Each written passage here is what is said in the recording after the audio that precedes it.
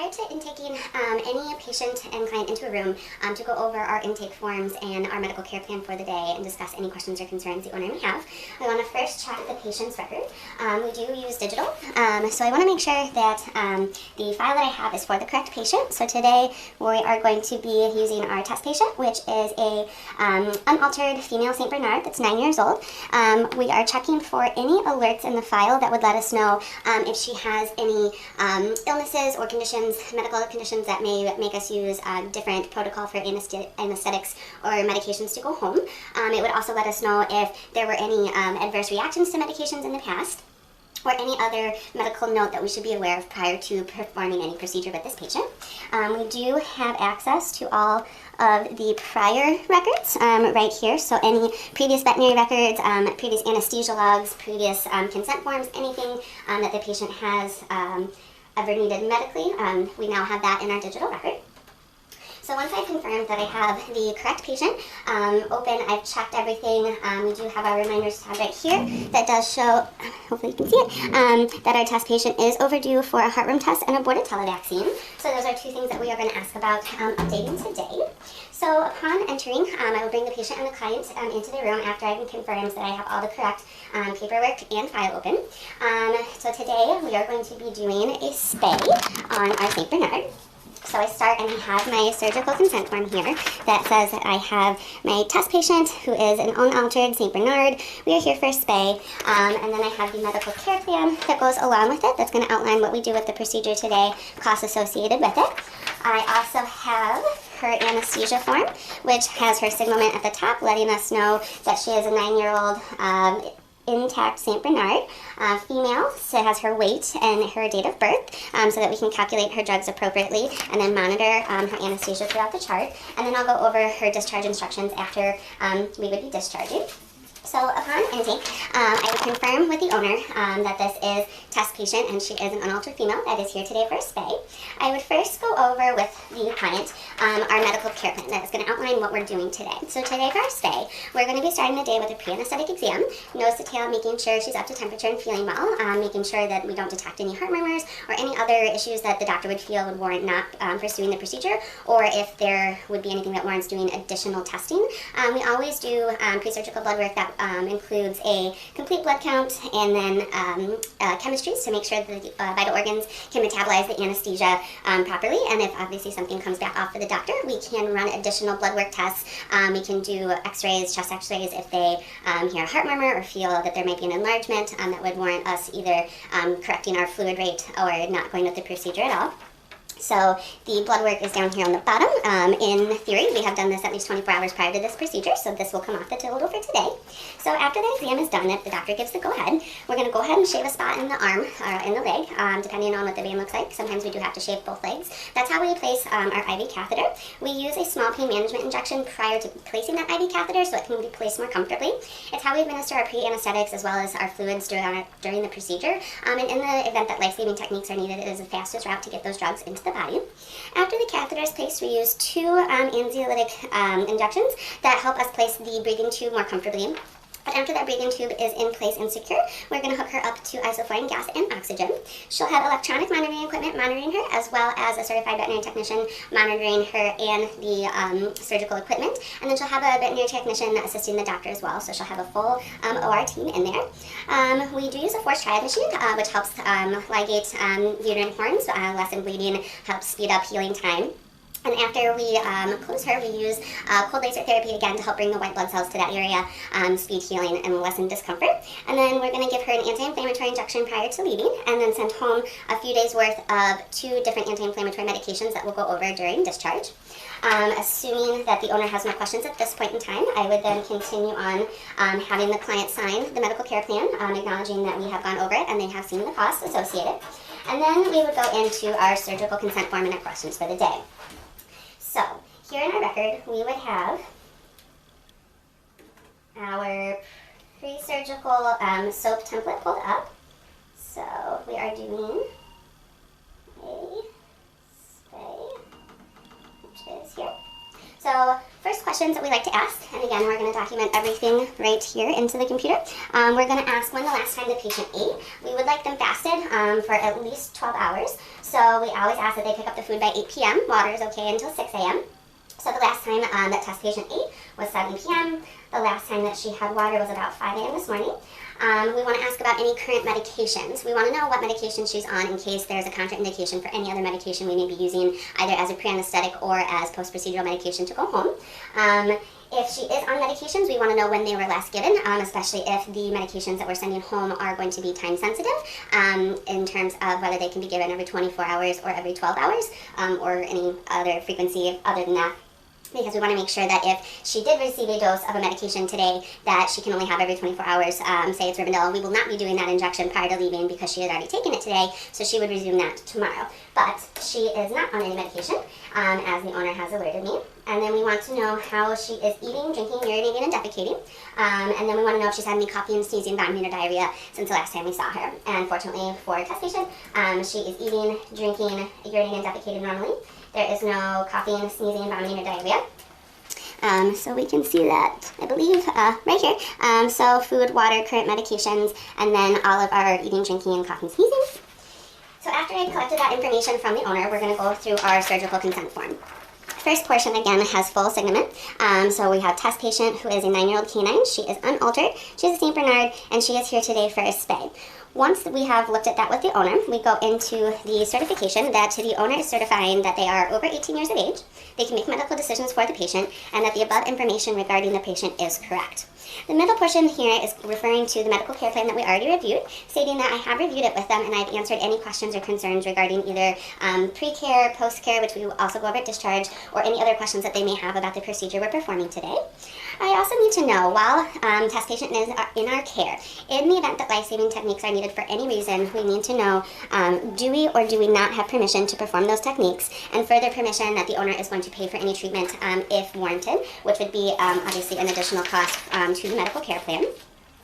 If the owner would like any additional services today, we always do complimentary nail trims, but if she would like any ear cleaning and Atlantic specialing, or if she would like test patient microchipped, but it does say up here in our signalement that she is microchipped, so we would not be doing that today.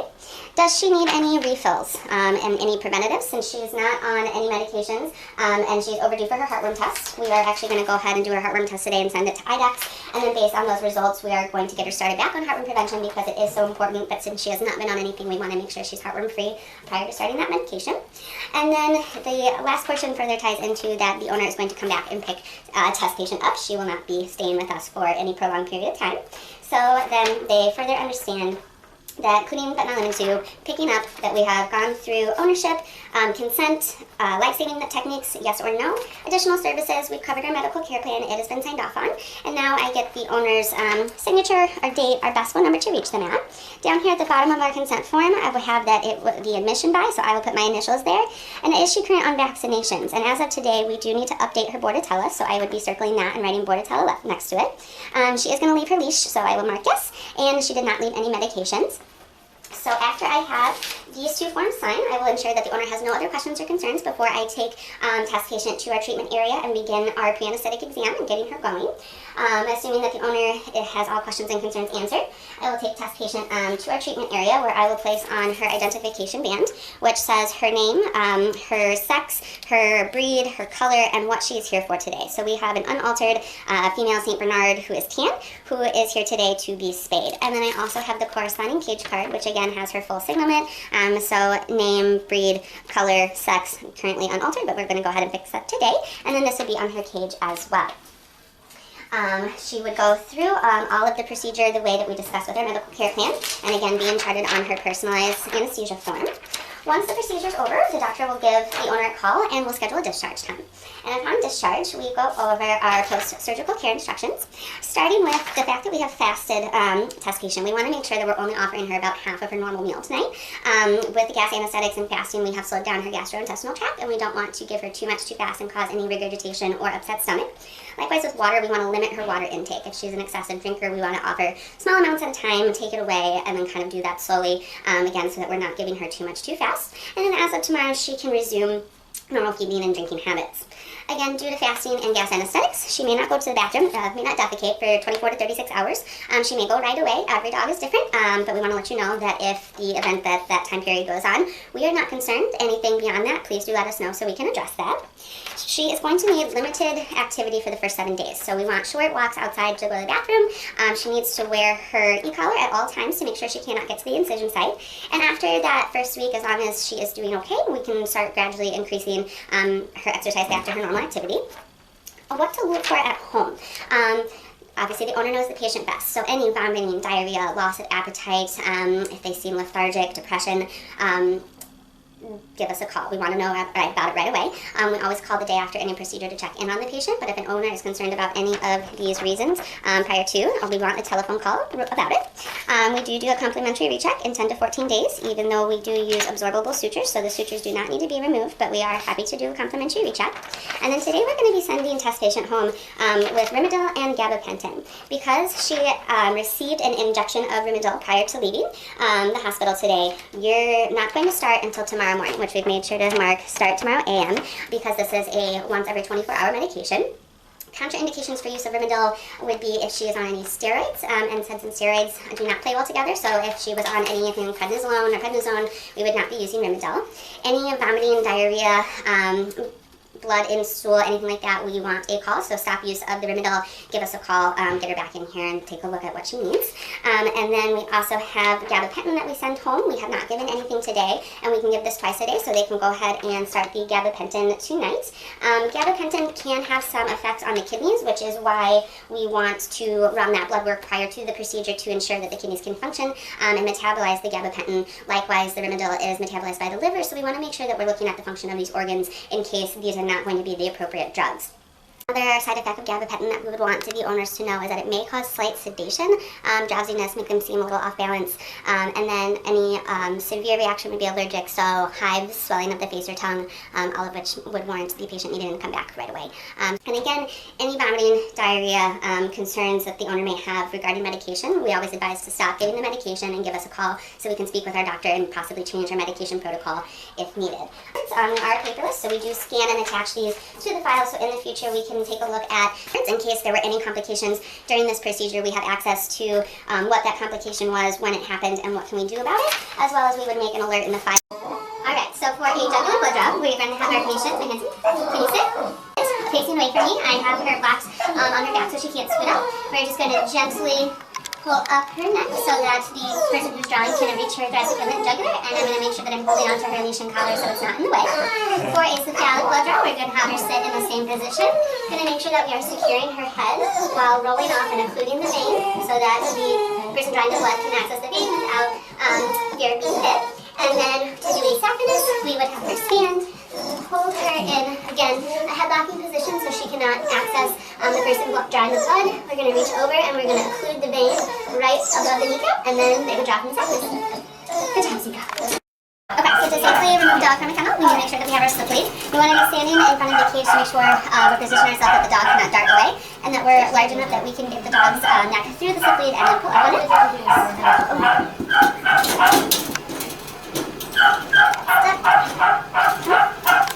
That's taking the dog out, and then to get our pets back into the kennel, we walk over, in, turn them around, make sure we're holding onto the door, pull the slip lead off, and shut the kennel. Safely muzzle a dog, we don't want to come at them in the front of the face, so we want to come from either the side or the back, preferably having them sit, but if they will not sit, we can do it standing, and we're just going to place it over their muzzle and come around the back of the ears, so that would be, maybe sit. Want to make sure we have control of some sort at all time, especially if we don't have help. So we've got the muzzle ready, over the muzzle, around the back of the head, and then making sure it's tight enough, not too tight, but tight enough that he can't get hurt. And there's our muzzle. Alright, so to place an Elizabethan collar, we want to make sure that we have the appropriate size. So for Ramona, since her nose is long, we're going with a 30 centimeter. And we want to also make sure that we measure her neck size so that we are on the appropriate level. Girl. So we're just going to go this first.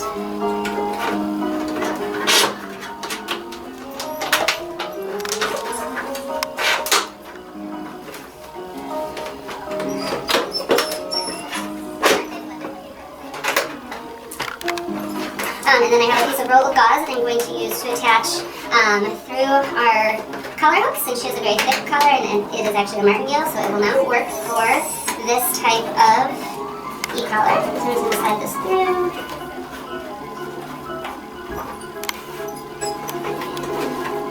And I want to make sure we have these around. Alright, so then we just slide it over her head, making sure that her ears are in. Tie it in a nice bow to make sure that it is on securely, but not so tight, so same as a collar. We can get 2 fingers under there, no more, no less, and now she is fitted for the collar. So this is Leo. He's going to be having a neuter today, so we're going to do a pre-anesthetic exam just to make sure that he is okay to go under anesthesia today, and we'll give him an ASA score. So we're going to start nose to tail, going ahead and looking at his eyes. They are in the right position. The pupils look good, no ill dilation, meiosis. Ears, although we won't use an otoscope until he's under anesthesia because they don't always love it. They do look clear, clean, no redness, no debris. If you let me look, our gums are very pink, moist. CRT is less than 2, and we have very minimal dental tartar. Based on skin trigger, we have great hydration. Our coat is very smooth. I do have to push quite a bit to get to his ribs, so body condition score out of 9, I would probably say he's 6, 6.5. Although he doesn't have a tail, our anal region looks good, no redness, rashes, anything like that. I'm going to go ahead and take a feel of our lymph nodes. I know, buddy. Hi. Those feel good. So now we're going to scald heart, lungs, and then while I'm doing that, I'm going to go ahead and count in a 15-second period for our respiration and heart rate. Once I get to right section. We're going to do all 4 quadrants on either side, ventral, dorsal, caudal, and cranial. So we'll go ahead and just start, I'm going to start with his lungs. And no crackles or wheezes. We are breathing a little fast. We're nervous. So go ahead and count.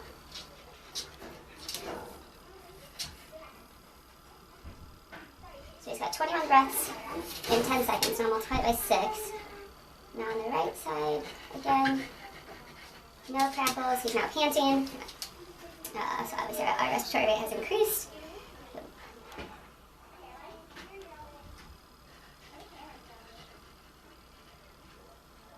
Calming down, he's still back at 23 breaths in 10 seconds. And now let's go ahead and listen to our heart. We have a very nice strong beat that does correlate with our femoral pulses. If we were feeling weak pulses, we could put on a Doppler and look at blood pressure for him. So let me just get my watch around. Alright, great beat.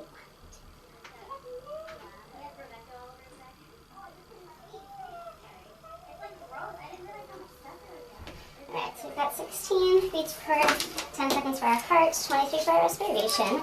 And I like to always write it down so that I do not forget. And then we'll just go ahead and take his temperature. Based on what I'm seeing so far, as long as he does not have a temperature, I would give him an ASA grade of 1, meaning that he is good for surgery today. All of his blood work, pre-surgical blood work came back within normal limits per our doctor. Alright, buddy. Yeah, good job, buddy. It's okay, buddy. You're doing great, Leo. I know. Good boy.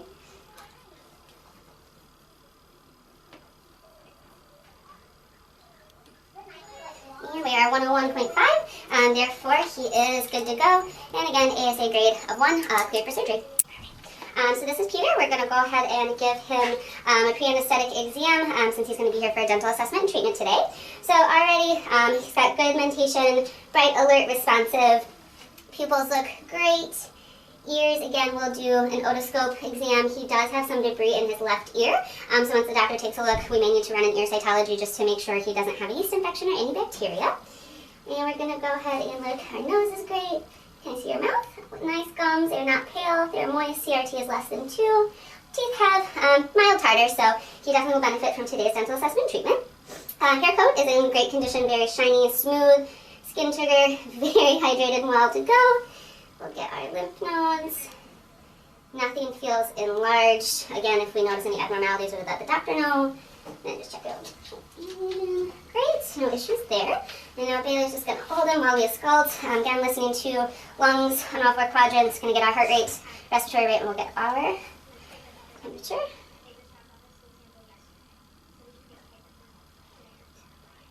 No crackles, No wheezes, no labored breathing sounds, obviously no open mouth breathing.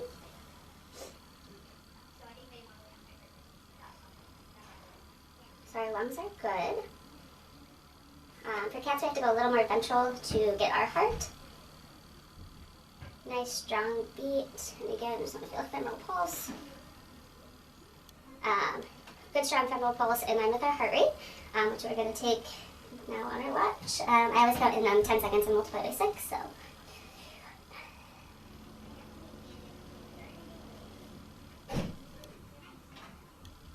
So 27, and then for our respiration.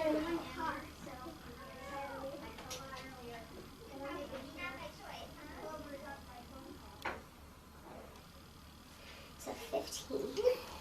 And again, I always like to write that down so I don't forget, and then I can go enter it into my computer since they are digital. So now I just need to get his temperature, and as long as no temperature is noted, you'll be able to give him an ASA grade. Excuse me, Bubba. Good boy. Any abnormalities, we would obviously let the doctor know. Weak femoral pulses, again, we could look at blood pressure. If we notice any tackiness to the gums, paleness, we could look at hooking him out to the ECG, possibly putting him in an oxygen tank if needed. But right now, he's looking very good.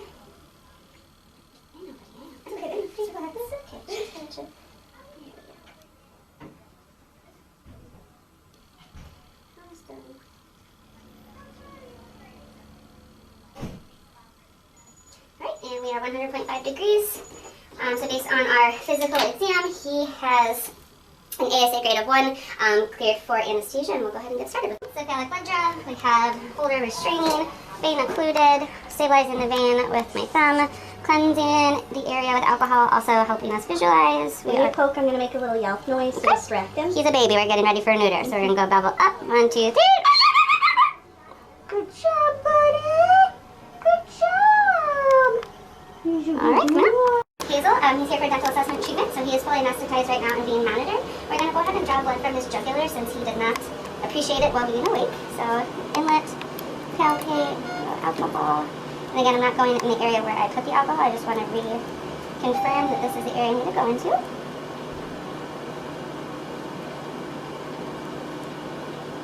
Okay. And there is our jugular blood draw. So we're currently being restrained for a softness blood draw. So locating the vein, adding alcohol to help visualize and cleanse the area, double up, stabilizing vein with the side of my thumb, but not touching.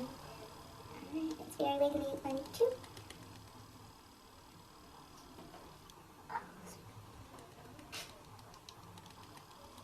Coming up. And there is her blood. So the doctor has reviewed TC's blood work and just wanted to run an in-house CBC to compare against his minimum database that we did about 60 days ago, just to make sure that the platelet count is still adequate for the procedure. So we're going to go ahead and do cephalic. Since we're only running in-house CBC, I just need 0.5 mils of blood, 0.25 to 0.5. So I went ahead and just grabbed a 1 mil syringe so that we don't overly collapse the vein and collect more than we need. So Natalie is just going to hold properly, roll off behind the elbow. I'm going to feel through my vein, wet the area, not only to cleanse the site, but to also visualize the vein more. So I have my vein visualized, my thumb is holding the vein kind of in place without touching the area. And of course, yep. So again, you're visualizing the vein. I'm going to go bevel up.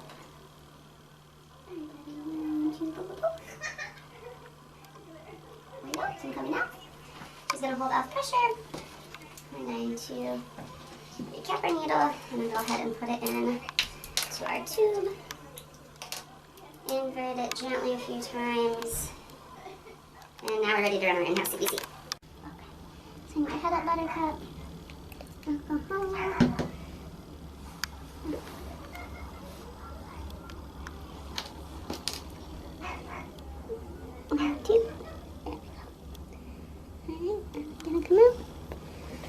And there's our cat jugular blood draw.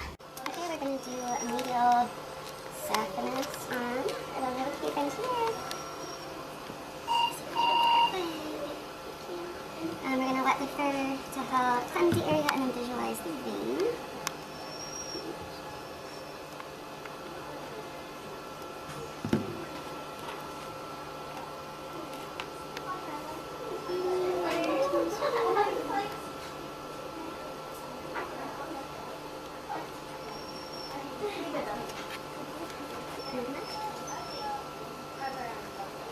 The minimum database for a patient should include a PCV, TP, blood glucose, BUN, ALT, and then any notes or lab work from the last exam that we can use for comparison.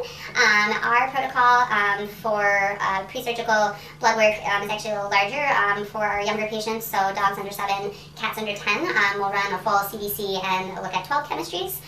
For our older patients, we are looking at a CBC and 25 chemistries. They may choose to run the CBC 25 chemistries and thyroid testing, or we could do CBC 25 chemistries, thyroid testing, and urinalysis, depending on what the doctor's workup is prior to the procedure, or what we may want to compare to previous blood work, or if we want to get a baseline for any sort of testing going forward. On the day of the procedure, the doctor will do a full exam. Based on their exam, they may find things that would warrant additional testing. If they find any sort of heart murmur or muffled sounds while ausculting the patient, we can do x-rays to look at heart size, see if there's any pleural effusion, see if there's any crackles in the lungs that would think that they had an upper respiratory infection. Any of these could warrant either not going through with the surgery and doing a further workup. It could mean that we're going to change our fluid rate and possible fluid type. If the patient has extreme weight gain or weight loss since the last visit, we may want to look at the thyroid level. If that comes back normal, obviously further workup is going to be needed or preferred by the doctor. Cats that have note of flea infestations previously or have red gum lines or gingivitis, we would want to do Bartonella testing, as well as FIV, FELV testing if there's no history of that. We could also, for heart patients, hook them up to an ECG, look at their QRS waves. If we find that there's a block that is not keeping them from going through surgery but is of slight concern, we'll just bring extra drugs into the surgical suite that will help us correct those blocks under anesthesia. And then anything else that the doctor finds bruising-wise may warrant coagulation profiles, making sure that the patient can clot appropriately before we go through with any surgery, especially a major one. Today we will be neutering a 52.2 pound canine patient. All drug dosages have been calculated and double-checked. So we're going to use 1.2 mils of hydromorphone intramuscularly as our pre-anesthetic and preemptive pain management medication. Depending on our patient's ear anxiety and stress score, we do have the option of giving 0.24 mils of dexmedetomidine, either IV or IM, depending on which route is more accessible, to help calm the patient and slightly sedate him. When we're ready for induction, we're going to use 0.95 mils of midazolam intravenously via the IV catheter to help further sedate our patients and help with muscle relaxation. And after the midazolam is given, we're going to use 9.5 mils of propofol given IV to effect, so we can place the endotracheal tube, at which point we will be using isoflurane gas as our maintenance anesthetic. We're going to try to use the lowest vaporizer setting possible to keep our patient in the appropriate surgical plane of anesthesia, so we're going to go for 1 to 2%, but obviously we may have to adjust given our vital parameters while we're under anesthesia. And then depending on how long he is under anesthesia, we do have the option of redosing 1.2 mils of hydromorphone every 2 to 4 hours, either intramuscularly or intravenously, depending on which route the doctor prefers or which one is more accessible. Now we're going to do a controlled substance logging for one of our patients today. So we have our controlled substance log here, a patient chart that has our name, ID number. This was her anesthesia chart, but she did not go fully under anesthetics, but we did use hydromorphone. So we need to turn to our proper hydromorphone, and right now we are using the 2 mg per mil, not the 10 mg per mil. And we always want to make sure that we're using black marker. So today, this bottle that we took it from was 2019, 17, today's date. And then patient name,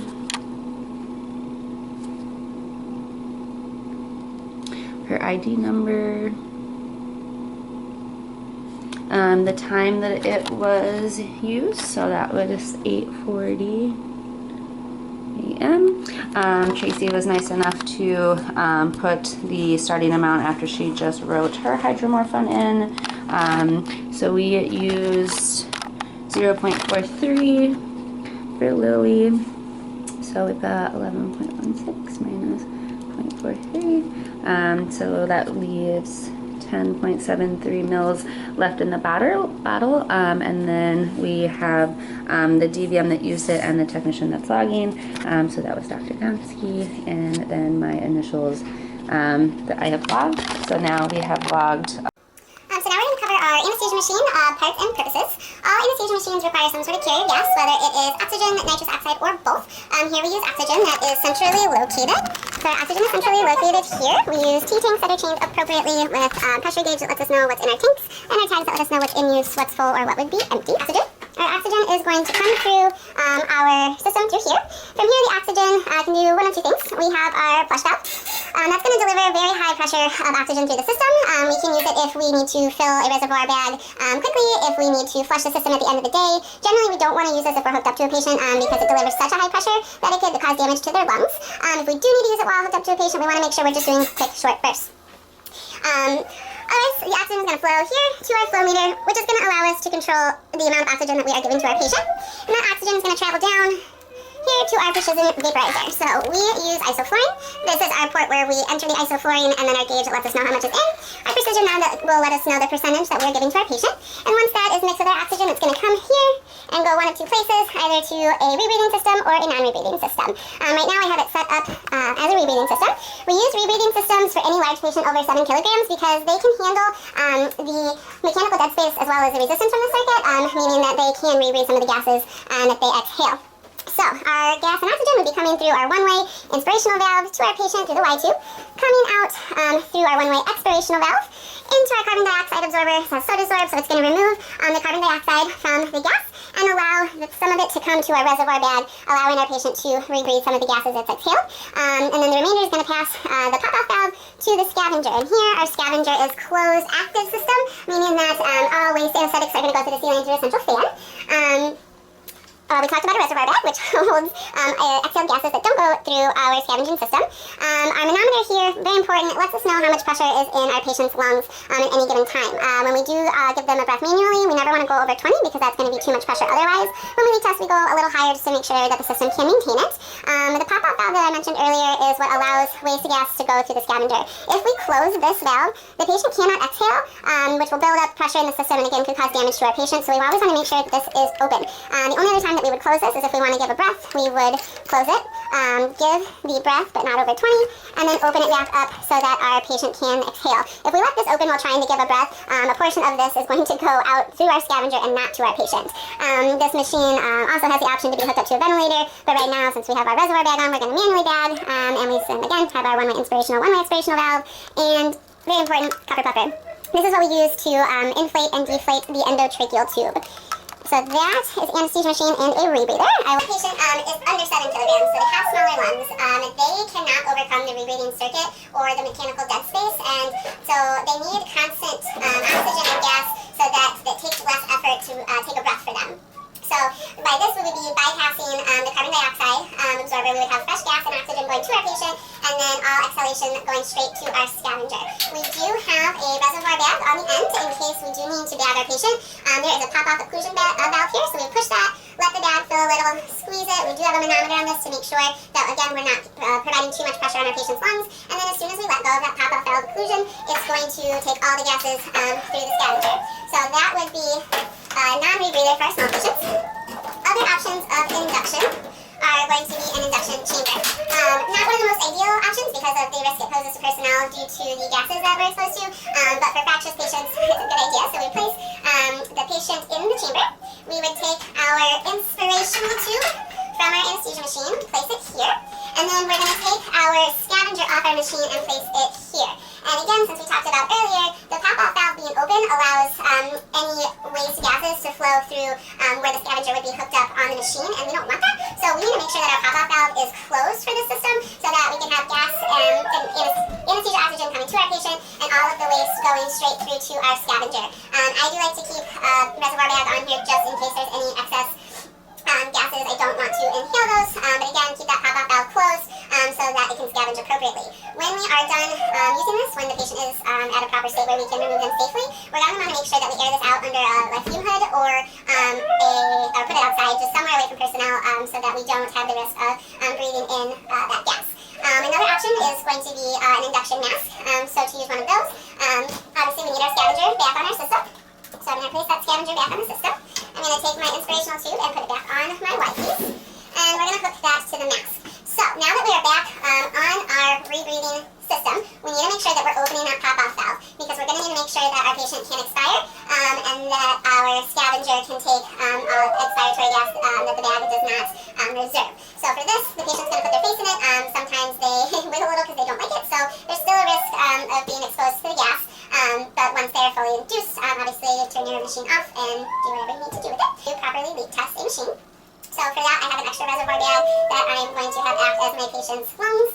We have our system all ready. When we leak test, we want to build pressure in the system so that we can make sure that it holds. So to build pressure in the system, we do need to close that pop-off valve. And we're going to push the flush valve because we want high pressure in the system. So you can see my reservoir bag, my patient lungs, everything is filling. And you can see, hopefully, that we do have a very high pressure in our manometer, and it's holding. So that means right now we're good, no leaks. When I open this pop-off valve, my reservoir bag and my lungs should deflate as well as this manometer should drop. So let's open this pop-off valve. You see, our manometer has dropped to 0, my reservoir bag can be emptied, and I can empty my lungs, which you can see while squeezing my lungs here, the inspirational and expirational valve moving. But that is a proper leak test on the machine. This is my preceptor Caroline, and we will be placing our catheter today to get prepped for our neuter surgery. So I have my tape ready to go, as well as my vet wrap. I have 2 different size catheters selected for this lovely patient, so we'll see what fits best. I have my injection cap, pepper-nice saline, my clippers, and then my pre-surgical scrub. So I have diluted chlorhexidine, and I have my alcohol. So we're going to hand the camera over to Ashley. Just going to get my cap out and ready, but not take it completely out. Just make sure it's loose. All right, Bubba. So we want to put a nice area over the vein, but make sure that it is lined up nicely since that is all the client's handles. Oh, I can end it. It's okay. It's okay. Oh, that's perfect. It's a little bit weird.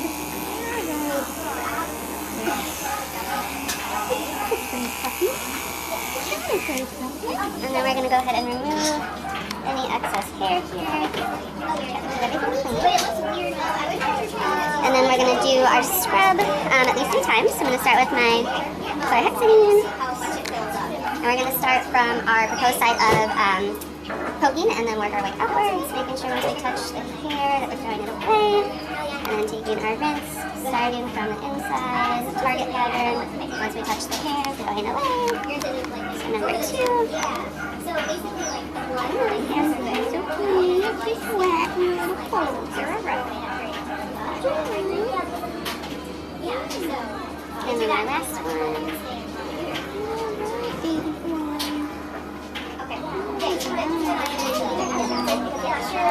And again, once we touch the hair on the outer rim, we always get rid of. So now he's clean. So we're just going to open up our catheter. Take our cover off, making sure not to touch the catheter area. Removing our back cap. So we're going to start, I'm going to brace the vein on the side of where I clipped, but not touching the area that I scrubbed. We're going to go in with a quick poke, and then when we find our flash, feed it forward. And start taking. Oh, good!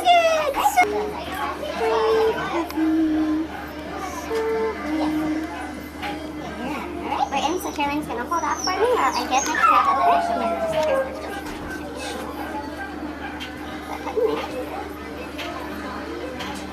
So now we can start the taking process. We're going to take our longer piece and go under. Right where the catheter enters, and then go ahead and take forward. Grabbing it around the leg, we went sticky side, under and around so it sticks to it. So we've got our stick curve level. We're going to go ahead and flush it with a few mils of pepper-nice saline to ensure that we're in before we continue taping. Oh yeah, all the way up. In. And then we're going to take our next piece and slide it under, up to the first piece of tape, and around, going over the hub of the catheter but not covering our connection point in case we need to set a T-set or another piece of equipment on today. And then I like to do just another piece of secure top tape. These little guys can get a little wiggly. And You be a wiggly monkey. we're going to go ahead and put on our vet wrap, only covering our catheter site, not rolling around the whole leg. So we're covering the catheter port where the injection pocket is connected, but we can always undo the vet wrap to access that port if we do need to change it for any reason. My scrub, Clorox, and alcohol rinse. My tape is already pre-ripped and ready to go.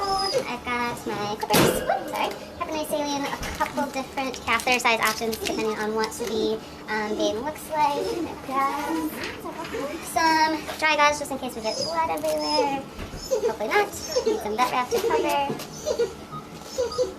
And then I have my injection cap that I'm going to go ahead and take out of the bag but not take it off of its port. If we could, just have to get him in the ladder. Good boy. Now this one's going to fold off for me while I visualize. So right here is going to be my entrance point. Put that.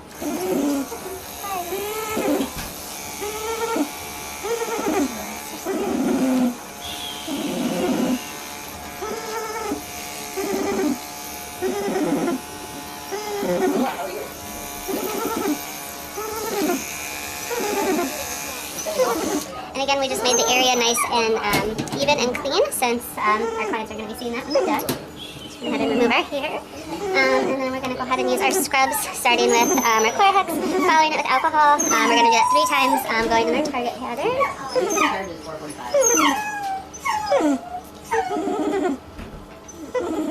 So inside out, and then once we touch hair, we're going to toss it.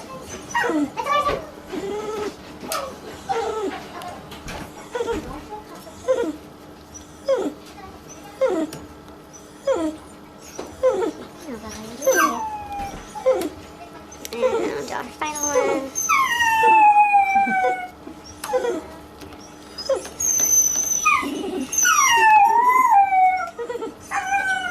There's our scrub, and I think I'm just going to bring this hopefully over here so we can just visualize the catheter going in a little better. So I'm going to go ahead and just a tinge, get my catheter open. Taking my back cap off, I have my injection port cap close by. Taking the top off. Leo. Right, so we're going to start bevel up. So I'm holding onto his legs. I'm not going to touch the site where I'm going to insert this, but I'm going to help stabilize the vein with my thumb. And wiggle 1, 2. Alright, I think my catheter burned, so I'm going to go ahead and come out, and then we're going to re-scrub and try one more time. Yeah, we have a bird catheter, so that will not bead. So it's going to hold off some pressure, and then we will try again. Okay, so now that we've held off pressure since our first catheter bird, we're going to go ahead and re-scrub from our side of proposed entry, and then try again. So target pattern, inward to outward, once I touch hair, getting rid of it.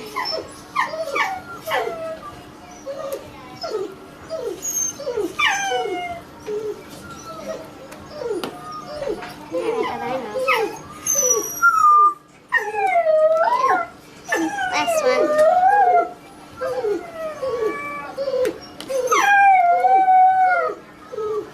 So again, just targeted from proposed injection site out.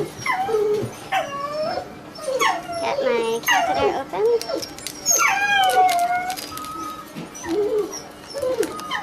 So I'm just going to take my cap off, make sure that's good to thread, and then take my bottom portion off. Okay.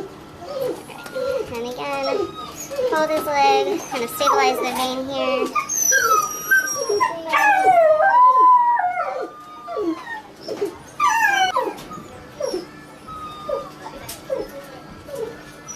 Alright, got flash and flow, so I'm going to thread. So we still have blood flow, great. I am going to get my catheter in there, get my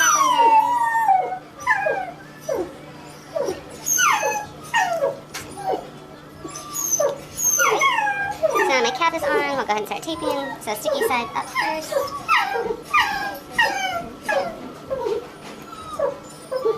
And fold that over. Okay. So the first piece is here to secure catheter in. I'm just going to push my port on, and before we continue taping, we are going to ensure that we are in. So this is Heparinized saline. I need to know, shower is feeling for me. Good. Great. Now we're going to take our second piece of tape, go up to our first, and then wrap around again, but don't cover our injection port. You're okay, Bubba. We're almost done. And then since it is a back leg, I just want to make sure it's really secure, so I'm going to put one last piece of tape around, again making sure it's not too tight. And then my vet wrap. Again, not too tight, and now I can cover the port where it attaches, because if we need to hook up a T-port or anything, we can go ahead and take the bandage off. So for our intravenous injection, we are going to roll off and occlude. Make sure we locate the vein. Cleanse the area prior to.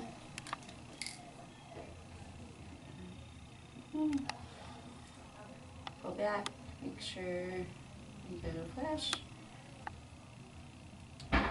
Thank you. So we are going to start our anesthetic protocol to get Mackenzie ready for her dental assessment and treatment by first giving her an intramuscular injection of hydromorphone. And I'm going to do so by locating her spine to make sure I'm not getting that. I want to locate her last rib to also ensure that I'm not in that area. And I'm going to put it in her right lumbar muscle. So we're going to do so by injecting. I want to pull back to make sure there's no blood. And then go ahead and inject. Good girl. And I'm going to write down my time that we started at 1:45. Mine is monitoring Mackenzie's vitals before Dr. Larson comes in to probe her teeth. So we did our intramuscular injection. We use propofol as an induction agent, so we do not give that IV. We use the catheter so that we don't get any extracellular, extravascular propofol through that, because that would be no good. So I'm just going to quickly show how to do subcutaneous injection by tenting her skin, making sure we've got nice subcutaneous space. Uncut our needle, bevel up, making sure we pull back. I have no blood and I have negative pressure. And then we just give, and she's good to go. Continuing with our anesthetic protocol, we are giving her some oxygen before we fully induce with the endotracheal tube. So in preparation while that's getting ready, I have 3 previously leak tested endotracheal tubes. I have a 9.5, a 10, and a 10.5. We want to use the one that is the largest, but obviously do not want it to be traumatic to her. So if I have difficulty getting it in, I will downsize and go from there. To measure where we're going to place it, we want to feel where her thoracic inlet and larynx are, because that is about as deep as we're going to go. So without touching her, in terms of measurements, I'm not touching her fur at all right now. So I'm going to start about here, coming out right caudal to the canines is about 27. So that is where I'm going to put my tie, so that once she is intubated, I can tie, get her cuff puffed, and get her all sucked up.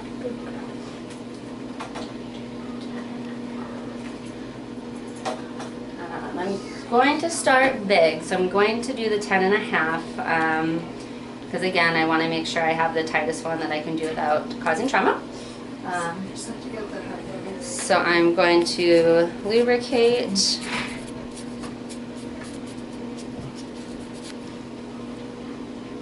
And then take out my air and decuff my cuff.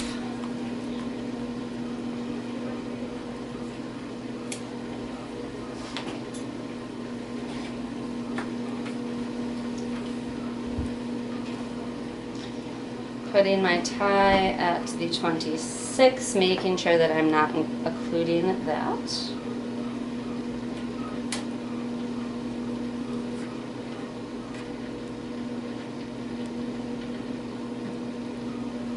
So now we are tied. We are not occluding our puffing port.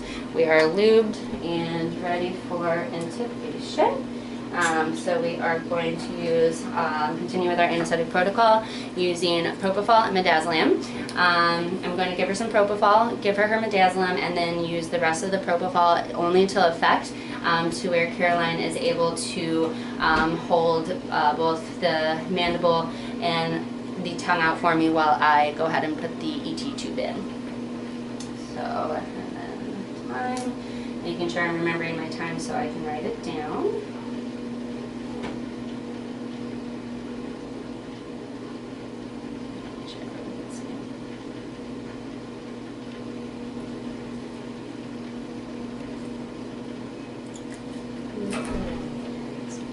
This is from midazolam.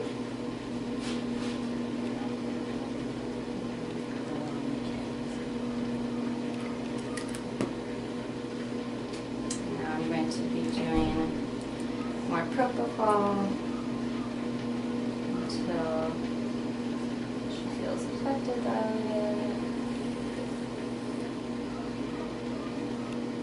We're looking for jaw tone. So tight. I'll get you going.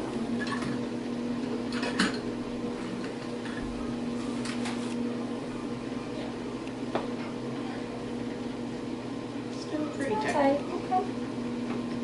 I'm going to keep giving her some more propofol. I'm going to flush it without giving her all the propofol just to see if that will get her to effect. And then if that does not, we can give her some more propofol.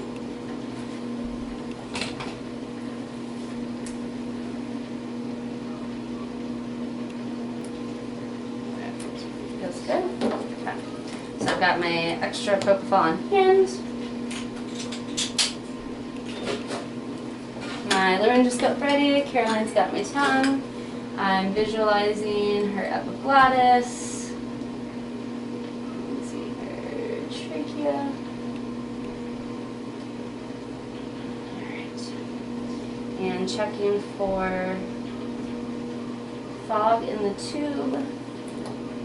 Yep, so she has fog coming through her tube, so we are in. And we're going to go ahead and get her tied up.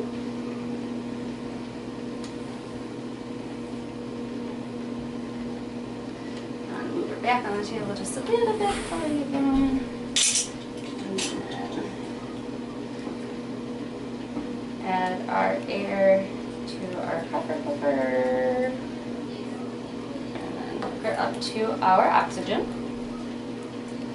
And now, so we've made sure that the ET tube is in proper place. I can see the fog coming through it. I can palpate that it is in the correct place. And now Caroline is going to listen for leaks for me. I'm going to close the pop-off valve and give her breath.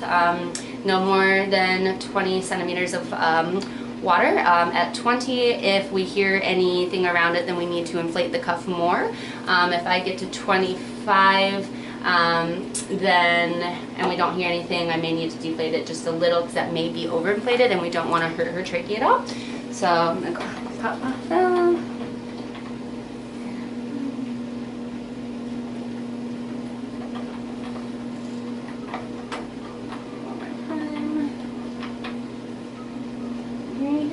No, beautiful. All right, so we have leak tested her, and now we are going to turn her anesthesia on. And I am going to lubricate her eyes since she cannot produce her own tears while under anesthesia. All right, and we're ready to get started with her dental assessment treatment. So before our spay right now, we do need to palpate the bladder and make sure we express it before doing any procedures. So before we get her intubated, I'm going to do it over the sink here just to make sure she is empty. So I'm just palpating her bladder. I know.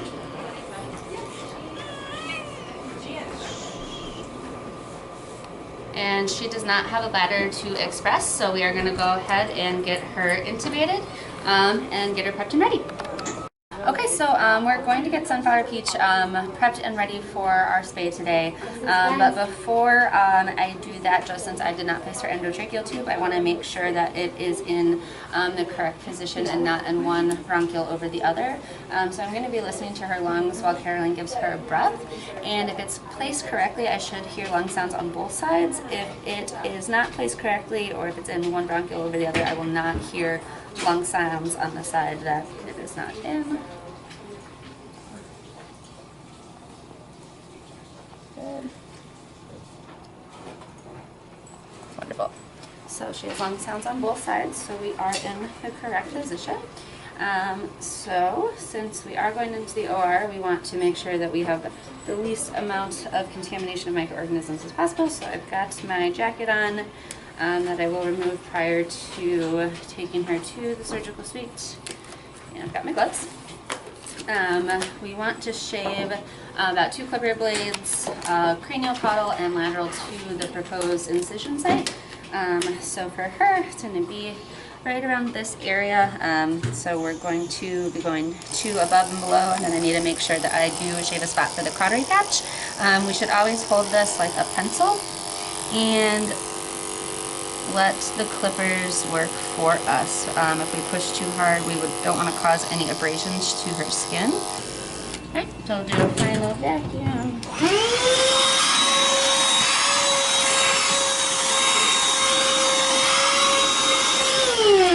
Alright, so she is good to go. So now we're going to go ahead and scrub. And you can see this is why we're wearing our gown and gloves prior to moving her, so I do not take all this hair into the OR. We're always going to do 3 scrubs. So I have my cleaning agent here, so I have my chlorhexidine and then alcohol as my rinse. So we're going to start with our chlorhexidine scrub.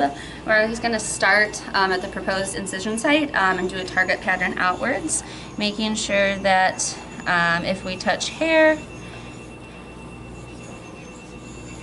we stop. And then we rinse.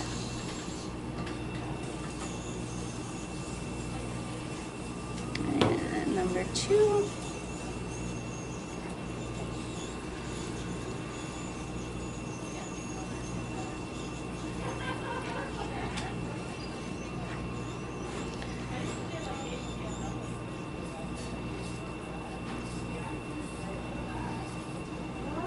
And number 3.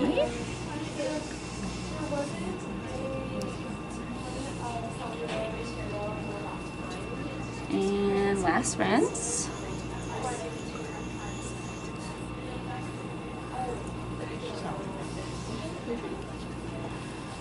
And then to move her, because we want to maintain as much asepsis as possible and we want to give it enough contact time, we're going to lay just 1 gauze square of chlorhexidine over the proposed incision site, and then we'll get her moved and do our final scrub. So now that she is ready to be moved, I'm going to go ahead and remove my gloves and my gown. So therefore I'm not taking anything into the OR. Gas off, she is unhooked. Go. And we're making sure that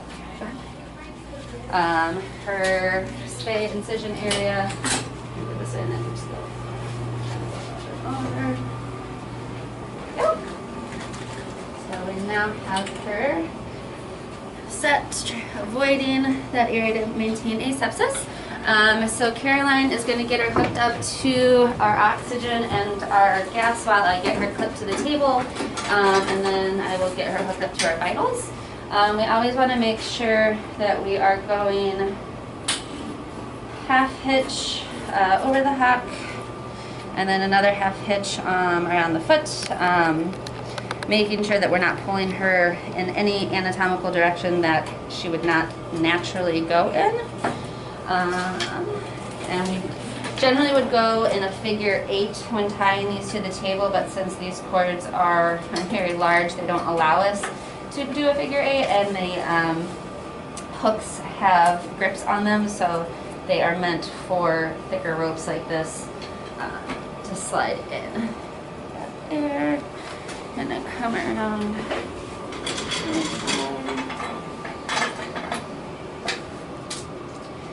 Alright. And again, we're allowing the appropriate contact time for the chlorhexidine while we're getting her all set up.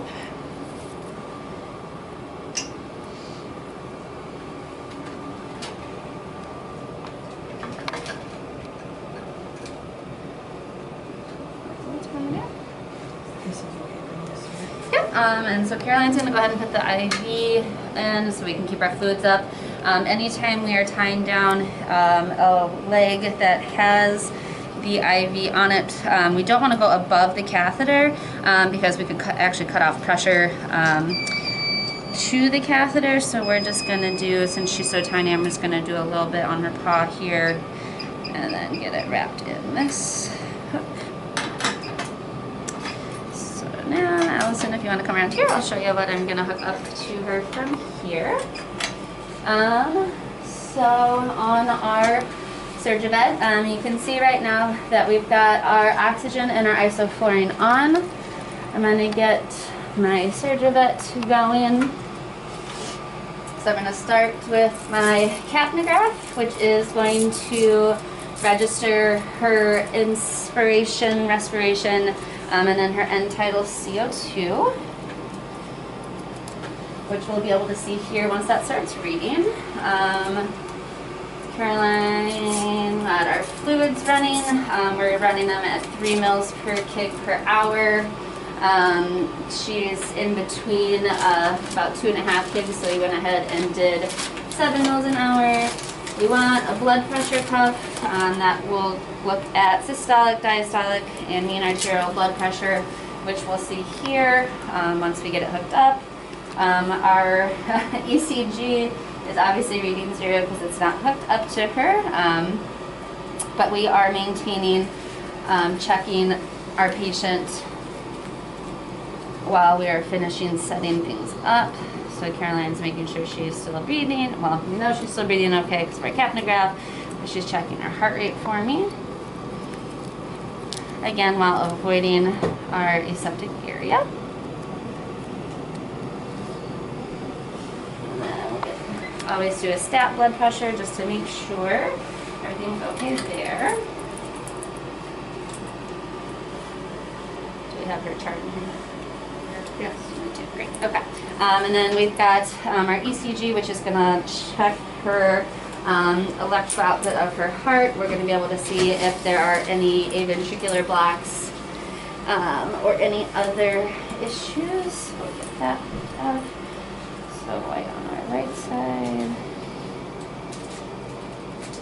Black's going to go over here. And again, we want to avoid our aseptic area as much as possible. And then all of those need to be topped off with alcohol so that they can read. So right now we've got inspiration and tidal CO2 going. We've got her blood pressure. I need to get her SpO2. Right now Caroline is changing our waveform so that we can actually see it. She does have a heartbeat, so we'll get that going. The SpO2 is going to measure her oxygen concentration of her hemoglobin and give us her pulse rate as well. We always want to make sure that we have the thermometer going throughout the procedure to make sure that she is staying at an appropriate heat level. If her temperature starts to drop to an uncomfortable level, we'll be adding, although she's on a bear hugger, we would be adding possibly socks. This is a I'll put more lubrication on it. Socks, we could do a blanket. We could get one of our water blankets in. So right now, heart rate good, respiration's good. Get her thermometer in there, turn that on. And then I'm going to go ahead and place her esophageal stethoscope. This is going to allow us to listen to heart and lung sounds during the procedure. And how we know how we place this is we measure from the heart to the nose. So we're only going to be going about this deep into her esophagus, and we always want to make sure that we do put sterile lube on there. Again, we don't want to traumatize the esophageal tissue. Thank you. Can you see?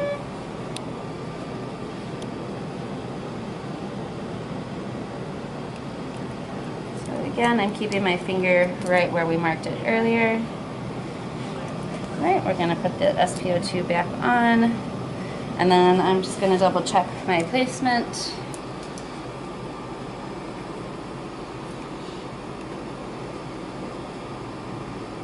I can hear my heart, or well, her heart, and I can hear her respirations. So I'll leave those there. I'm going to go ahead and take, since we're almost done with our contact time on our chlorhexidine, I'm going to start with initial vitals, and then I'm going to have Caroline continue vitals while I do the final scrub. So right now our isoflurane is on 1.5%. Our heart rate is 12, or excuse me, my respiration rate is 12. Our end-tidal CO2 is 20, heart rate of 105. Our SpO2 is 91. What Caroline is doing is she's adding some tap water and then some gauze, because sometimes since it goes by light, we want to make sure that it's making full contact with the tongue.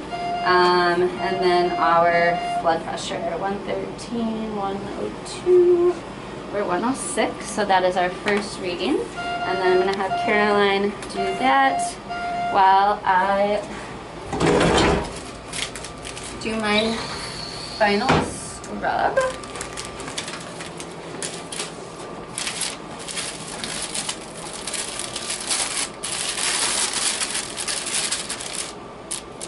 Start with our right.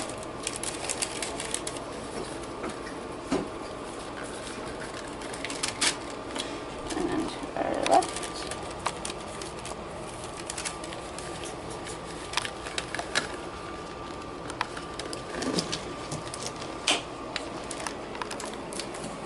And then, Kara, if you could actually take the tops of these off for me. I forgot to take my tops off, but since I have sterile gloves on, I'm not going to touch them.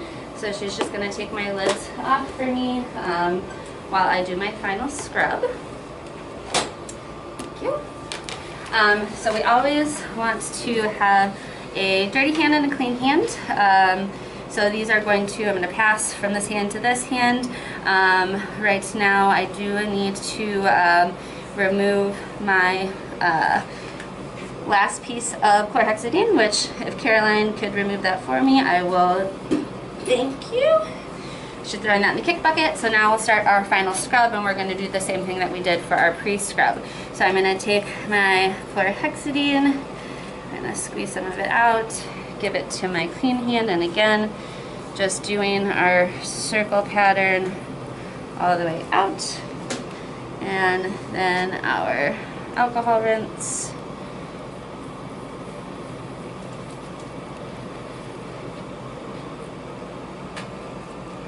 Second one.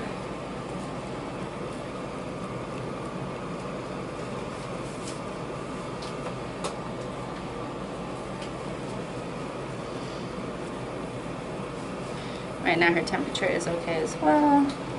And our last scrub.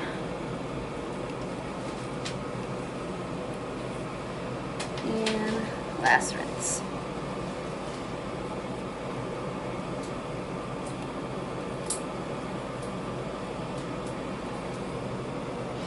Alright, so now she is all scrubbed and ready to go. So I'm sorry, I'll get it to you. That's okay. Right now, I'm still gonna watch our vitals. So our heart rate is at a great level. Our respirations are constant. Kara was so nice enough to pass me without going over our sterile field right now until he places it. We do always keep trends of our patients, and then we'll get started.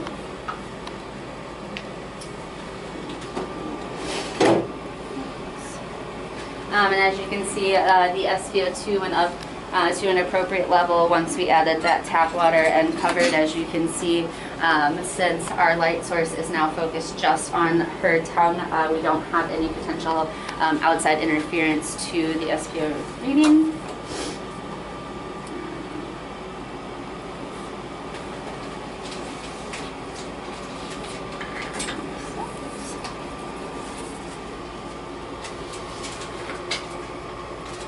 So now we're done with our spay. As you can see, we're going to go ahead and take our vitamin vitals. So I've got my time, heart rate, oh my gosh, respiratory rate, 11, 2. I'm just going to recheck her temperature. Go ahead and remove her electrocautery pad and get her, you'll hear her lip beeping as I am disconnecting her. Alright, and she's at 98.3, so that is acceptable. Tube. We always want to make sure that the gastric tube is larger than the trachea so that we do not put this in the trachea. We want it to go to the stomach. This is actually even too large for her size, so I'm not going to fully place it. But we would use this anytime we wanted to do like a gastric lavage, deliver charcoal straight to the stomach, or any other procedure that would require immediate access to the stomach. And how we would do that is this is actually going to be measured from the last rib to the caudal portion of the canine. So I'm not sure if you can see that. So it'd be last rib, caudal portion of the canine, so we would only be going in this far. We would obviously lubricate this just like we did the esophageal stethoscope to make sure that we're not hurting any of the tissues. And that would be how we would pass this, but again, even this diameter is too large for this patient. And then after we're in and we're placed, we would put a stethoscope over the stomach area and generally have a lovely friend of ours deliver just a small blow of air through the tube, and I would be able to hear gurgling in the stomach. If I cannot hear any of that airflow going into the stomach, then I'm not deep enough, and I would either need to slightly advance it a little more or potentially remeasure and start over to ensure that I'm in the stomach. But again, I want to hear that stomach sound. If I don't hear the stomach sound, I'm not in the stomach. Endotracheal tubes. They are leak tested in water properly prior to any use, which I'll show you. For endotracheal tubes, we use the diameter of our patient's nose. So you can see here that she's a little lady. So we would take the Murphy inlet, hold it in between. So this is a 4.5. And it actually extends beyond her nostrils. So this would be a larger size than I would want, so I would probably start with a 3.5 or 4. So it's always a good idea to have multiple size tubes with you. If we inflate this all the way and we still hear a leak around it, we're gonna go up a size and then inflate that cup until we don't hear a leak. If we're using what we suspect is our starting tube, and you do sometimes need to use a little bit of force to get past the cartilage rings in the trachea, but you shouldn't be using excessive force. So if you feel you're using, if you have to use excessive force, you want to go down a size and then inflate your cuff and leak check from there. And I just want to show again, these were properly leak checked in water prior to, but right before we use it on any patient, we do blow up our cuffs and just to make sure that when we push on any of the valves that they have a concurrent movement and none of them are deflating. So again, even though these were properly leak checked, we always do a double leak check and they are completely inflated, nothing is leaking. To perform CPR on our dog patient here or any patient, we want to make sure that we are delivering chest compressions right over the heart. We want to make sure we are pushing hard enough that it makes us tired and breaks ribs to know that we are doing it appropriately. And we give the compressions at a rate to the beat of staying alive. And 1 or 2 extra people that can be giving the breaths for you, whether that's manually or with an IMU bag. So I will show you how to do that. So we're going to take our palms,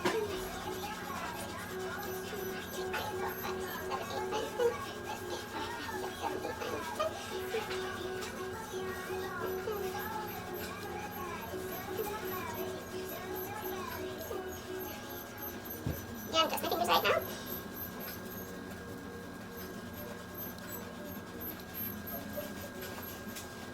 And now again, lateral side of the pinky all the way down. 6, 7, 8, 9, 10, thumb. And lateral side thumb. And now back hand. And now arm, wrist, elbow.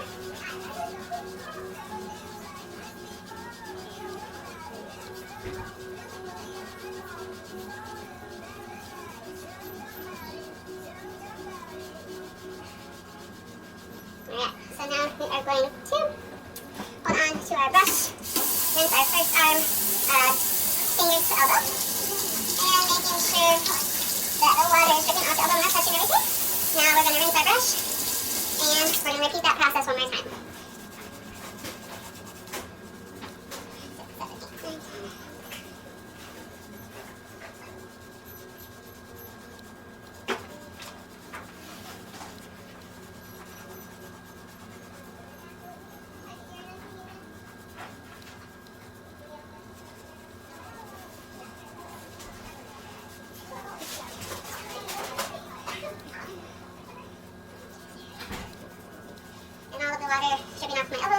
going in the sink, not on me.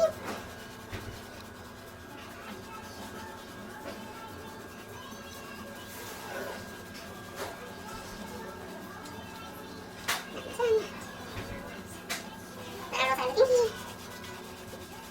Tongue palm. Lateral thumb. Back of hand. And now arm.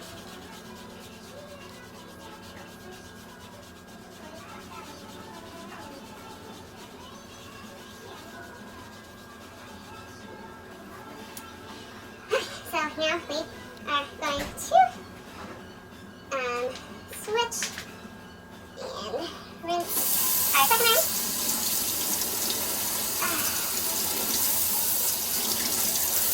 Rinse our brush and try again.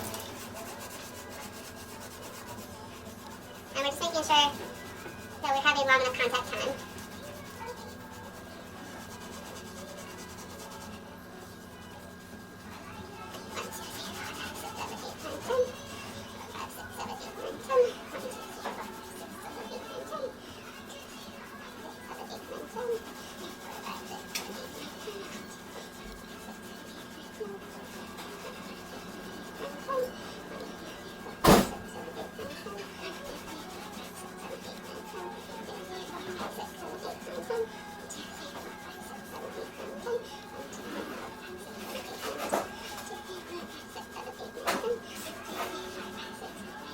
Lateral.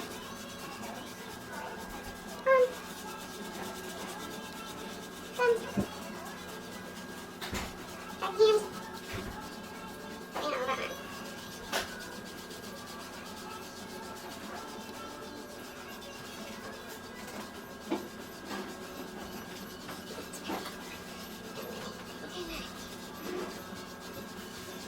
Let's just go. And we're gonna grab elbow, and since I just grabbed this with the hand, I'm gonna rinse that one more time. Letting the water drip off my elbow, not on me. So now I'm gonna go into our OR and do our closed going and gowning, and someone will have to come get the camera. But again, making sure water's not dripping on. So my caps are open, so I just want to go ahead and dry my hands. Get over.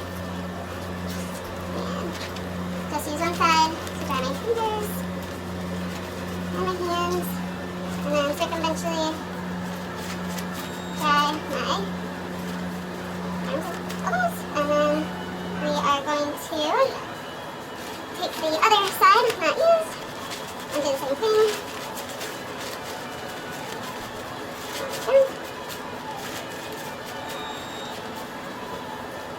Alright, now I've got my gown, so I'm going to open and hold it down, turn it, and then I want to let it drop back a little bit.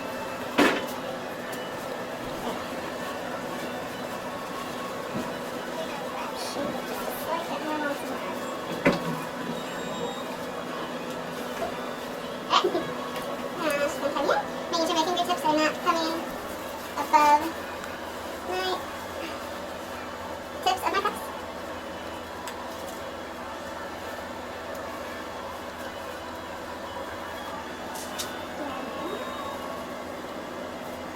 Alright, that's all set.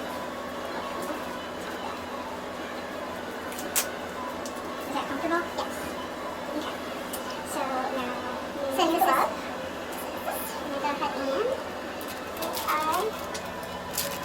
up. Making sure to stay inside. So I'm going to get a few fingers in and pull it all down. And if I need extra help here, I can just pull on my gown. Get it over. And adjust my fingers.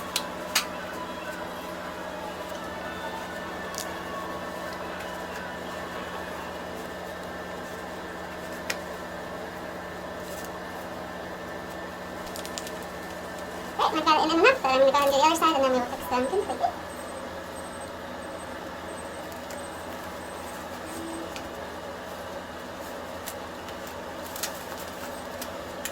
Just fix.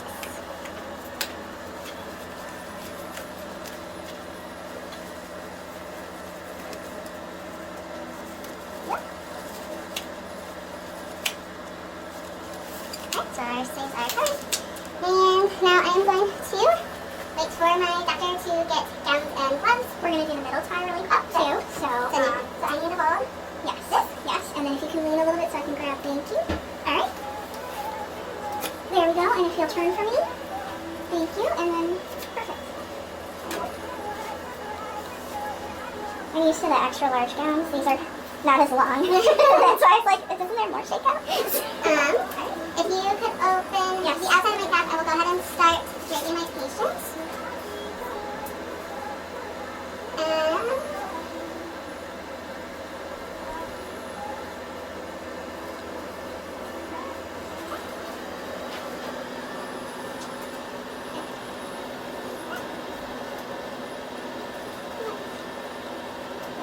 I'm reaching over anything. Now I'm going to kind of arrange what I've got. So I've got so my draping towels, still on my sterilized towel, I've got my gauze, still on my sterile towel, making sure I have no cuts. Right, so we're going to go ahead and drape our patient, making sure that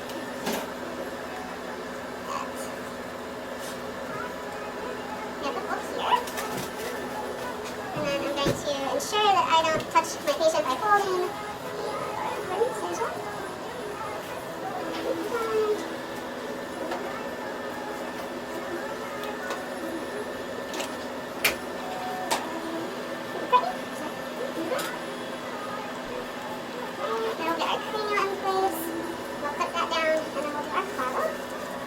Making sure we're staying within our sterile field and keeping our front to everything.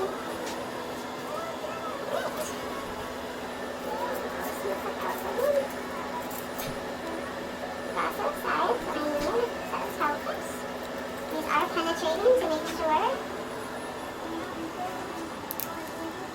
Put it to my patient. Now we'll go ahead and do our cutoff.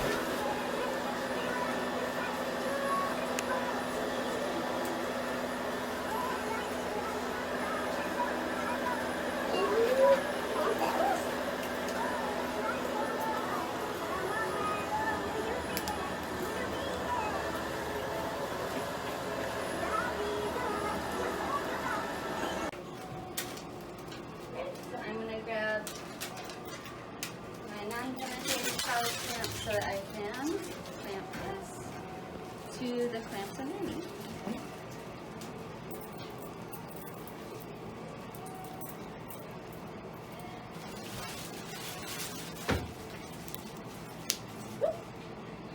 And there's no hole in my glove, so I did not break sterility.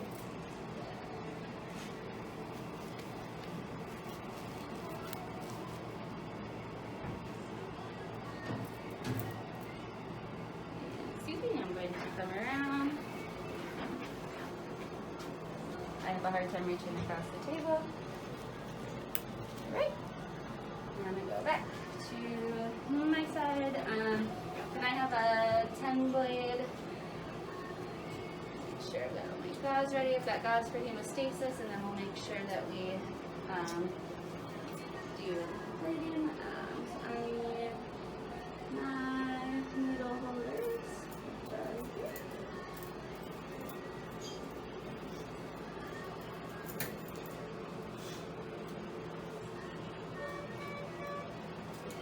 And I want the sharp edge turned away from me.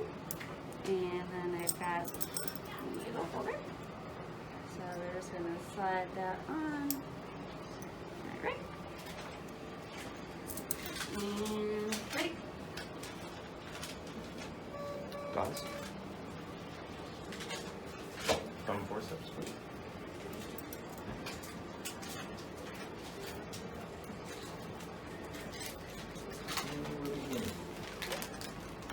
And while he is making this incision, I'm going to go ahead and get our bowl. So sterile bowl, circulating nurse is going to get sterile water put into my bowl so that I can keep the tissues moist for my doctor.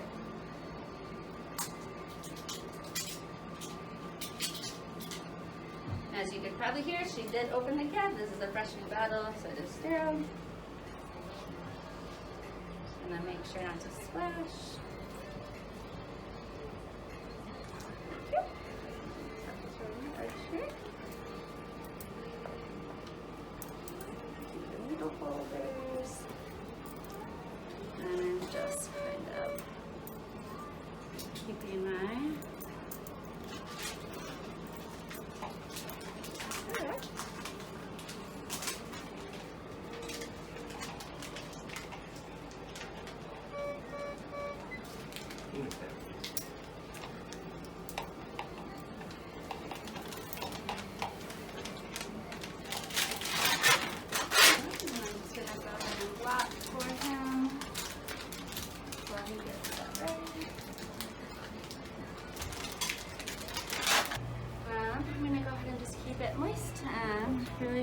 fast before he sutures up.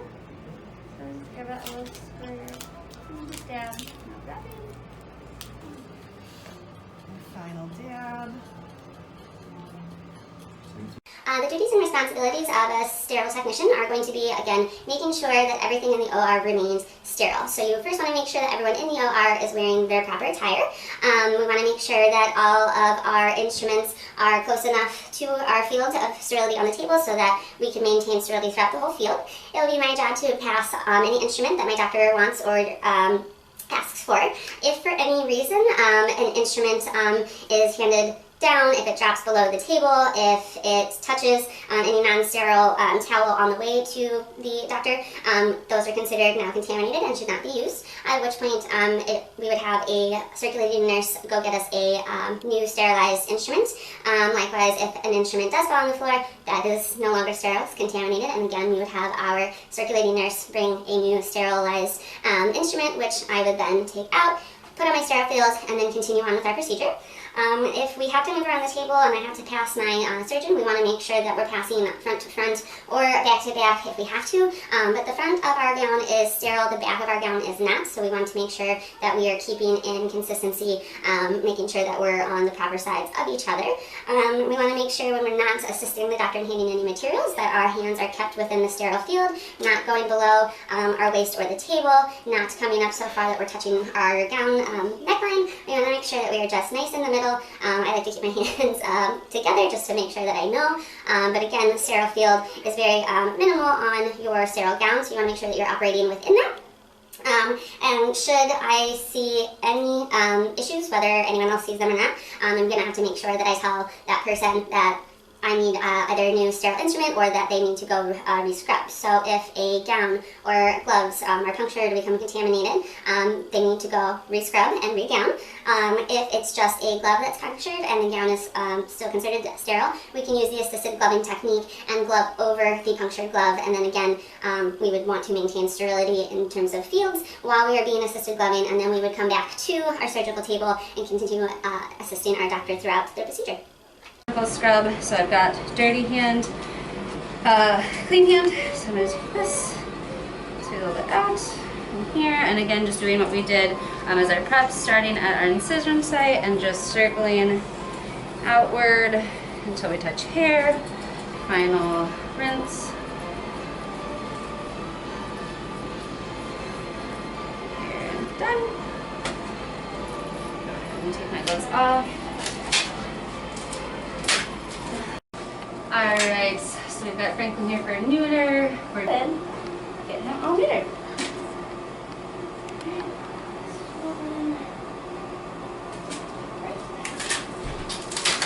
So we are now done with our neuter, so I'm going to go ahead and clean our surgical suite in between our next procedure. So the first thing I want to do is start by getting rid of all of our sharps. So right now we do still have the blade on our scalpel.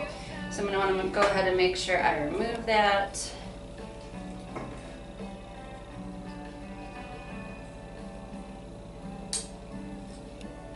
Alright, so there's my, see, there's my blade coming over here, going into the sharps container. Also want to make sure I remove the suture needle as well, so going back into our sharps. And then we do have a 1 ml syringe that we use for a splash block. Again, going in sharps. So now I'm going to take all of my equipment that's left over and go ahead and put it in the proper bin for cleaning.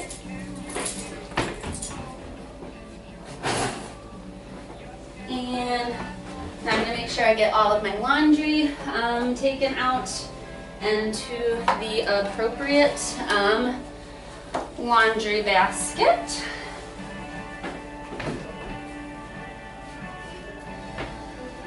Alright, and now we just start wiping all of our equipment that has been used from top to bottom using alcohol. So I want to make sure I get my instrument tray this way. I'm going to make sure that I get my light including all sides of the handles as well, and get that moved back. Move that away, and now we'll wipe down our table. And with this table, we do have an insert, so we want to make sure we're getting that as well.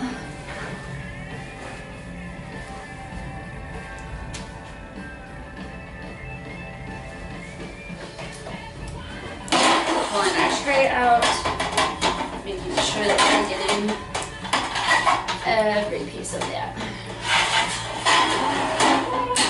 And then I'm gonna now make sure that I get the rest of our equipment clean, make sure that I get everything on my anesthesia machine wiped down, all of the leads, replace the extension line on our IV set so that we can go ahead and keep using that for our next patient.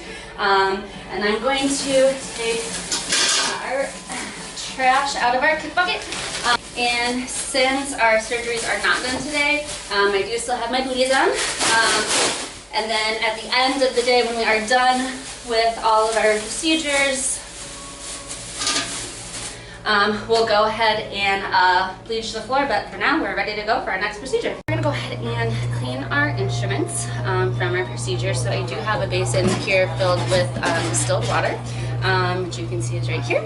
So I'm gonna go ahead and just start our pre-soak by opening up all of our materials and just gently placing them into our basin. And then,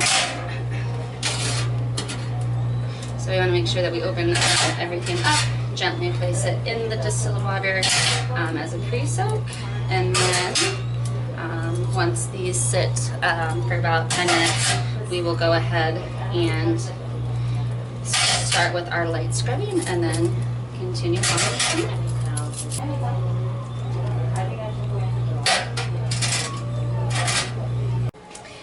Okay, so now they are done soaking in our distilled water, so we've emptied our basin, and we're gonna go ahead and do our detergent and some lukewarm water.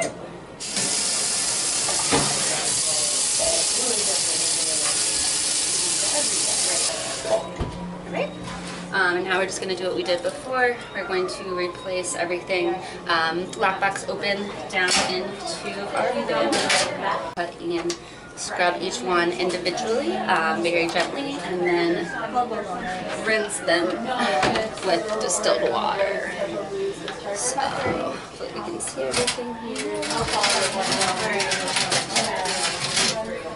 Again, just gently making sure we want to get out any debris or blood.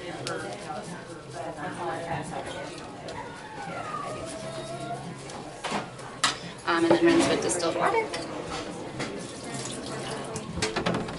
And then we're going to make sure that we set them ratchet open or lockbox open on our drying towel.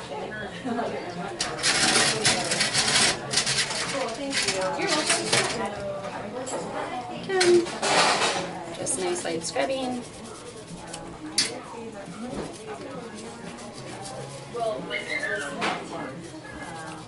Making sure again, black boxes are open. Doing all of our ratchets. And so much distilled. And then placing again on our drying rack. So we'll go ahead and get these finished. So now we have cleaned all of our instruments. So I'm just going to put my distilled water back and I'll dump that. All of my tools are laid out on lint-free drying cloth. Nothing is overlapping so that everything can dry. We're going to cover these with another lint-free absorbent towel. They are going to dry and then we will put them in the ultrasonic scaler. Alright, so now all of our tools are dry. I went ahead and checked that all of my lock boxes are still patent, making sure that my instruments are still something that my doctors would want to use. So we've put some distilled water into our ultrasonic scaler with Miltech's enzyme cleaner. So we're just going to go ahead and always want to wear gloves with this and not put it on our hands. So we're again just going to gently place all of our materials into the ultrasonic scaler. So now we're gonna set our ultrasonic scaler. So our ultrasonic scaler's done. I'm gonna go get the instruments. We'll get them rinsed off with distilled water, and then we will spray them with the lubricant, let them dry, and we'll get them wrapped. Oh yeah, that's right. Are the instruments that came from our ultrasonic scaler. And we're just gonna go ahead and rinse them with distilled water.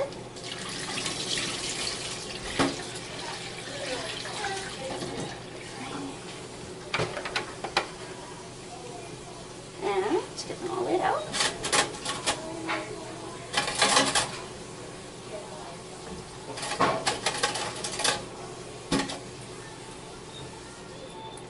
Again, keeping our boxes open.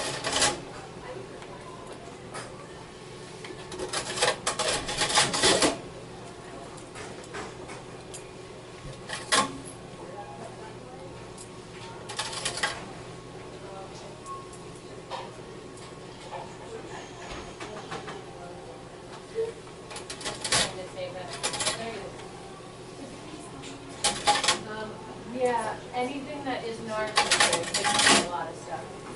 You use. I'm in Raven.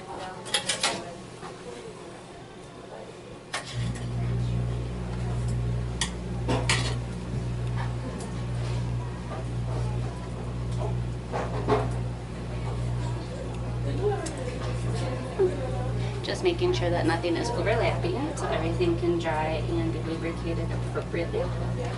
Are you just making them? So now I have, Yeah. They're all alright. Yeah, they all are. so now we have all of our tools out of the ultrasonic scaler, set on our lint-free towel, and we're gonna go ahead and get our lubricant. And then spray each with lubricant. That's it? I saw you for like 2 seconds. Okay, wow. Wow. Wow. Alright. All of our instruments are lubricated and we'll let them dry. So now we're going to go ahead and wrap a surgical pack. So I have all of my instruments here. I have my towels, gauze, and our indicator strip. So we need to start. And since this is a pack, we are going to double wrap it. Whereas when we do our gown, we will not. It is the shade.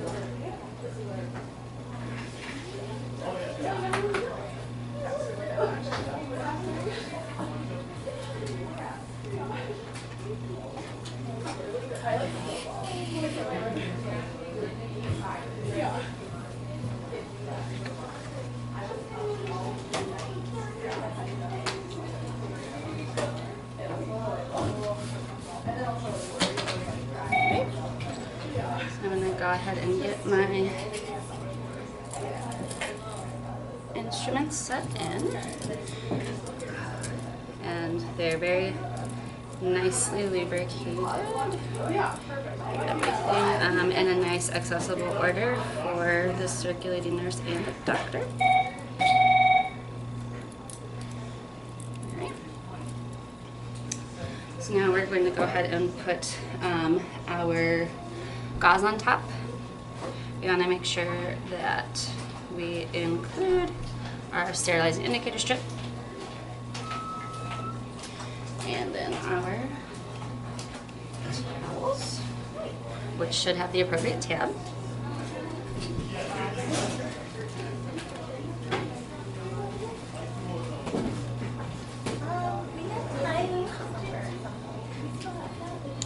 And then we want to make sure that we completely cover all of our sides and then make sure that we tab so that we can open it the same way. So we're going to pull this one over first and pull back a tab.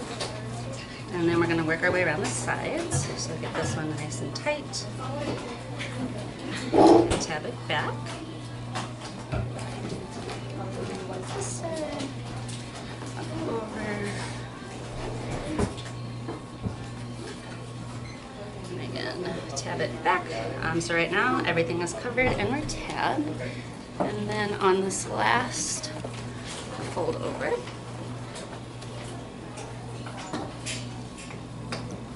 we want to make sure that we tab this back, but we're going to tuck it in as well so that it can be easily opened. I'm going to flip this all around so you can see that. So again, everything is completely covered. This goes in that. And now it is tabbed so it can be opened, but we want to make sure that we wrap both packs in the same manner so that they're openable the same. So again, flip this over, take it back, take my side, tab it back, take this side, tab it back. Make that look a little prettier.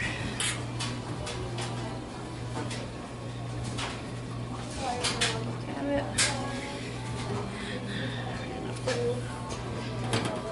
Again, tuck it under, but make sure that we have our spots to grab. And now we're going to go ahead and tape it shut. So we are going to tape it shut.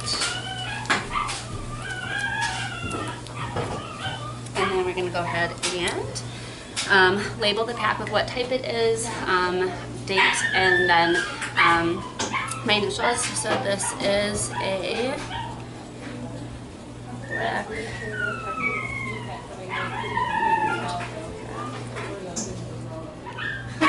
and then today's date. Farley though, so really could go either way. And then once that is written on, we also want to make sure that we do still use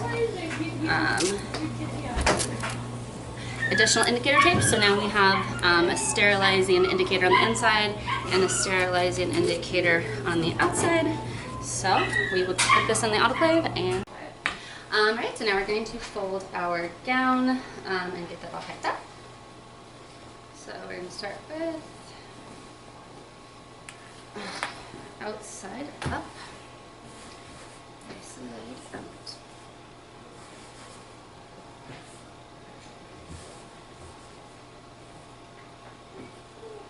We want to take our edges, our sleeves and cuffs, excuse me, straighten them out and put them towards the inside. We're now going to take this outside piece, fold it towards the center. I like to keep my arms as straight as possible so that when it is unfolded, the armpit holes are easily accessible. The same for this side. Again, coming into the middle. And just straightening out so that we can get into our armpit easily. So now that we've got this step done, we are going to take the next edge in to meet the center.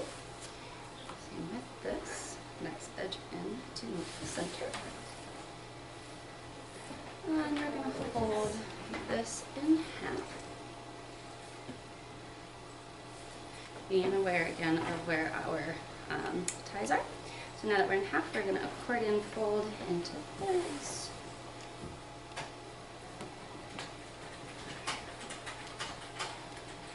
Alright, so now we have our folded gown. And we're going to go ahead and do our towel. Sorry.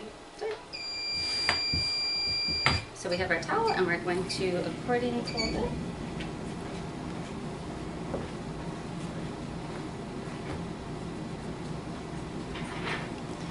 Making sure that we tab back so that it's easily accessible.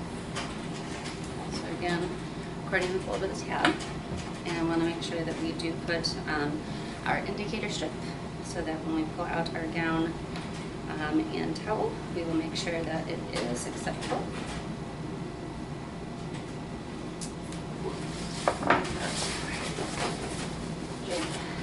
And we're we're gonna wrap this just like the surgery pack, but we are not doing 2 layers since it's only a gown. So I'm gonna get the gown put in the middle. Start by taking this edge over, pulling it back. Now taking my sides to do the same thing. Pull it back. The next side. Pull it back, and then making sure our last side comes over nice as well. And we tucked under. So now we have our gown pack, and we do have our indicator on the inside. So we do need to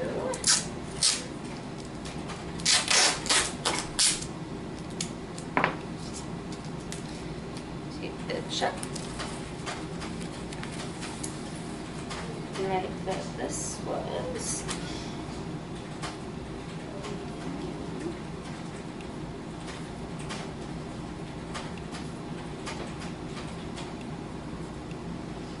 so I went ahead and wrote on our tape that this is a medium gown, my initials since I did it, and the dates, and then we always want to make sure that we do our external indicator strip for sterilization.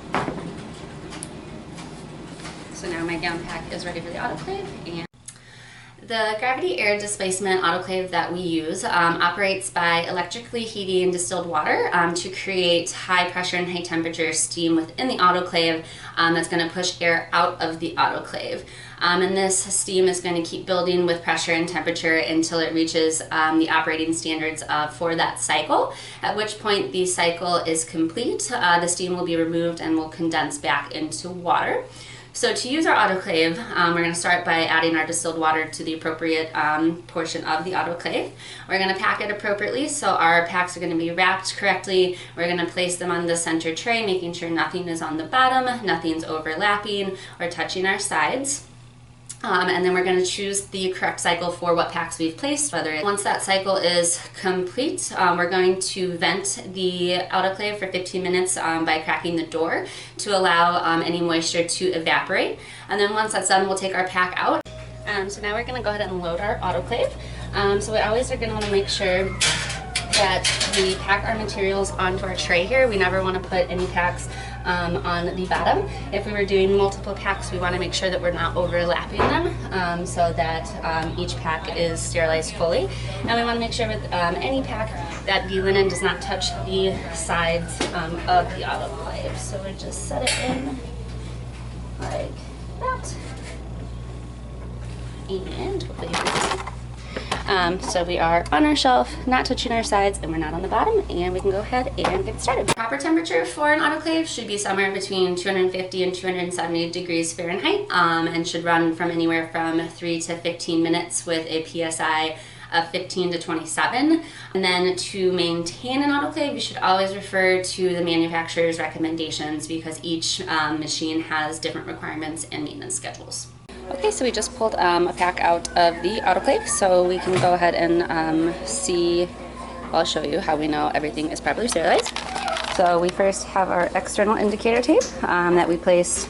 As you saw, it was completely clear. Now we have the black line saying that we are sterilized. And then let me just get the pack open. So again, our nice tucks.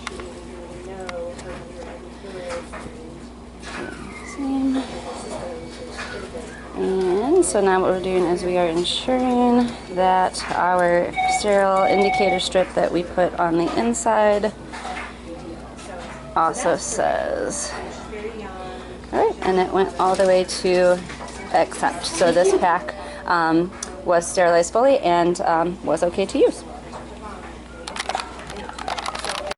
So today we're going to be doing a suture removal on Calypso here, who had a mass removed from her shoulder.